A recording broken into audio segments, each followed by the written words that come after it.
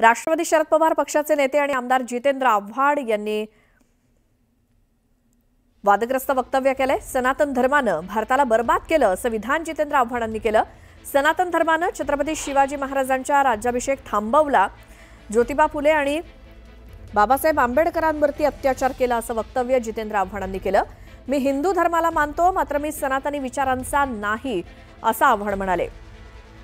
सनातनी परंपरेनं मनुस्मृतीला जन्म दिलाय असं आव्हाड म्हणाले। देखो, सनातन धर्म के बारे में हमेशा बोलता आ रहा हूं और सनातन धर्म ने ही उन्होंने जो लिख के रखा है, उन्होंने जो इस देश में फैला है, उससे ही ये देश में वर्ण व्यवस्था बढ़ी, इससे ही इस देश में धर्म द्वेष बढ़ा, इससे ही नीच ऊंच की राजनीति जो खेल था वो शुरू हुआ। शिवाजी महाराज का राज्याभिषेक किसने इनकार किया? वो सनातनी ही थे।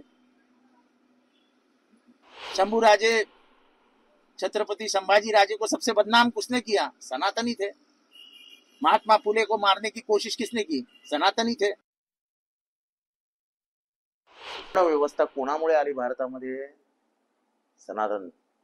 सनातन चारवाकाला कोणी मारला?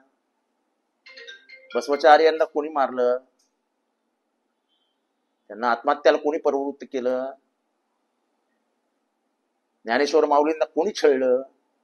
तुकाराम महाराजांचा छळ कोणी केला? गाथा कोणी बुडवल्या? ह्या जाती द्वेष या समाजामध्ये कोणी आणला?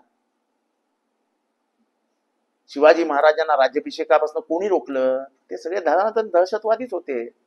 संभाजी महाराजांची क्रूर हत्या दुश्मनांच्या करवी करवण्याचा प्लॅन कोणी केला? संभाजी महाराजांनी पायाखाली कोणाला दिले? ते 5 जण सनातन दहशतवादीच होते।